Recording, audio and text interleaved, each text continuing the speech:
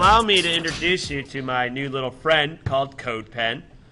And let me show you the home page of the site. So here you go. When you create a CodePen account, it's free, and it allows you to test a lot of technologies related to web front-end development. Okay? So when you're ready to do a project, by the way, you can get a free account. And if you create a new pen, you're going to be presented with several windows. We got one for the HTML, one for the CSS, one for JavaScript. You do not have to use all three. If you want to hide something, let's say you decided you're not going to work on JavaScript, you can just close the window. Then you get the two windows. And of course, you can hide or unhide windows down on the bottom right. So I click HTML down at the bottom right, it goes away. Now I'm only looking at CSS. Or I can click on HTML and I get it back. And I can click on JavaScript and I can get that back. So we can do that kind of, however makes the most sense. We have different layouts. On the bottom right, this is the first one you get. Let's say maybe you want your code on the top and your display underneath it. So you can do it that way. And of course, you can resize windows any extent you want. So you might need more room for HTML and you might close JavaScript for a little bit. CSS usually you don't need as wide of a window. Or you can just click on here and get that. So we got different layouts for however you like to work. It's your choice. Okay. So a couple of things. We're going to move it back to where the default setting was. Is you got little settings for each of these windows. You click on HTML. You're going to see that some options here.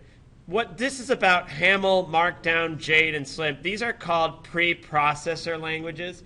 So these you would do some type of a code, and it would get rendered and displayed into HTML.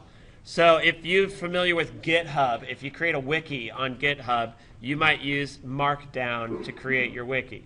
Okay? And it's got a set of rules for applying HTML. We're not going to do anything like that in our class, so I'm really not as concerned about that.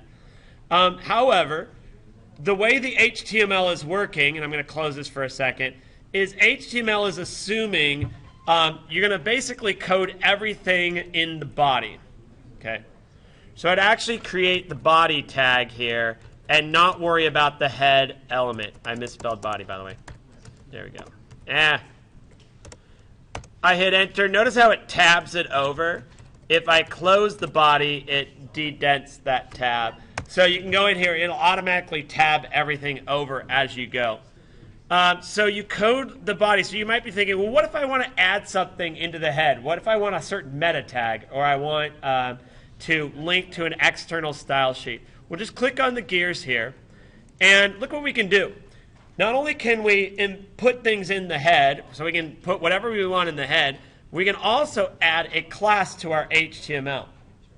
And the examples you see here, like single, post, this would be for adding, like in a WordPress site, like a single web page, or a single post, I mean. Yeah. When we can add meta tags, let's say we want to do responsive design. They have a good example here where you set the viewport to the content, and you set the viewport and you set the content to have the width of the device, width, whatever. Anything you want to put in the head, you stick in here. And it will automatically put it in, okay, and work off of that assumption. What about CSS? Okay, CSS, what we can do is we can add other CSS preprocessors. If you're familiar with Twitter Bootstrap is using Sass and less. Okay, and these are CSS preprocessors. It's adding actual code that will be interpreted as standard CSS. So one of the interesting things about it is in Sass, for example, you can set a variable. So let's say you're going to use a color code throughout your site, and you're going to use it like multiple times in your style sheets. You can just create a variable for that. You can call it header colors or something. And then you don't have to remember what color code you used. You just apply that variable there. So these are actually kind of interesting technologies, and I'll probably be presenting on this on later tutorials. For now, I'm not going to worry about it. However, take a look down here. We can also add a link to an external style sheet. Let me close the HTML for a second. Get this window open. So if you have a website and you've hosted a style sheet, you can just link right to it. Or there are some style sheets that are available online that are just there. Twitter Bootstrap has that available. So you can actually, if you want to do a Twitter Bootstrap and you wanted to play with it, you wouldn't even have to download anything. You'd actually just connect with this kind of stuff. All right. Not only that, look at, we can even analyze our CSS. It uses a thing called Css Lint, which is an awesome tool for testing out your CSS to see if you have errors or if you just have bloated code. It will actually warn you if you're doing unnecessary stuff. Okay, so I highly recommend you use that. All right, let's go back here. So you can add your CSS styles here. JavaScript, same thing. Cool thing is JavaScript has some built-in stuff you might want to be aware of. CoffeeScript, if you know anything about that. We can also do latest version of. So look at some of these JavaScript libraries that are handy. If you wanted to learn about jQuery, just select jQuery and start practicing. You want to do jQuery and the user interface called jQuery UI, select that one. Maybe you want to do some programming. You want to test out some stuff on mobile apps or web apps. Try Angular, okay, or MooTools. Any of these, okay? So you got a lot. If you want to learn about it, you're going to want to obviously go and take a look at it. I'll probably do some video tutorials on jQuery and on Angular at some point this year, okay? So all that being said is this allows you to do a lot of work. It's kind of cool because everything is real time. As soon as you code it, it's there, okay? You want to apply some CSS, H1, and we can just put color 336699. We change the color right there, okay? We can add other styles. I love the fact it indents it for you, okay? So we can apply some CSS styles while we're on it.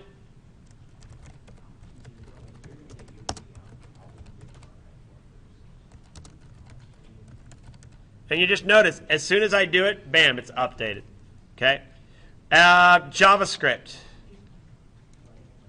Let's do a little jQuery. And we'll put, what is it? Now, I'm not entirely sure we need to do the document. And function. One moment while I do this. So if something goes away, you can always fix it right here. You don't want to refresh that or I would lose all my changes. When you're ready, you just click save and then you can save that pen. Okay? Okay. So H1, if we click it, what do we want to do? We're going to write a function. All right? Now, so this is standard jQuery, and we're just going to do an alert. Alert. The header has been clicked. And don't recall if I need a semicolon or not. Ah, there we go. See? Right there. Alert. The header has been clicked. Okay. So you get the idea. Rapidly, you can try this stuff out. And now, let's say you like it. You want to save it, you click save. Obviously, I hardly did anything. I'm going to eventually delete it. But let's say we want to do something with this, and we got this really cool CodePen going on. Let me go back to my account. So let's say I did this simple Canvas.js test. This is something I did. Didn't take me too long. About 10 minutes I had this thing up and running. I even threw Bootstrap on it so I could center it in the middle. Let's say I want a copy of this. I click Share. Export zip. I can get the embed code to put it somewhere. If I click on embed, I can actually get like a WordPress shortcode to put it on my WordPress site. Let's just show you the export zip. So it creates a zip file. I'm going to show it in the folder. I'm going to extract everything. Click extract. And there it is. Double click to view it. That's going to be my page. Wow, this is taking a long time to load. There it is. Right-click, view page source. Look, it's got a doc type. It's HTML5. We have our HTML tag, a head. We've got the links that we need, okay, to the JavaScript for the Bootstrap and the CSS. And so a lot of that stuff gets done for you. And there you have it. By setting it up, you get a copy there. The other way, of course, you can do this. We come back here. I click embed. And now, if I want to just insert my sample code into a page, if I want to insert the CodePen, I can copy this for HTML. If I have a WordPress site, I can click on WordPress, copy it there, and then I can paste it into a WordPress post. So let's say I go to my CHS web, I add a new post, and then I put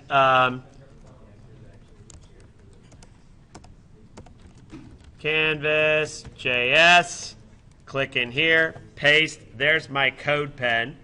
I click preview. Obviously, you'd have to have a WordPress site to do this. I click preview, I scroll down, there it is, Canvas.js. And so I can showcase this. You can see what the HTML is. You can see what the JavaScript is. You can click on the result, and you can even edit on CodePen. And if you don't have an account, you're not logged in, you'll still go to this page. And even if you're not logged in, you can start playing around with CodePen. You don't need to even have an account to do it. Okay? So there's so much more to this. You guys should have all the fun exploring it. Don't let me ruin it by giving a video on it, okay? So go out there, do your own CodePens, have fun.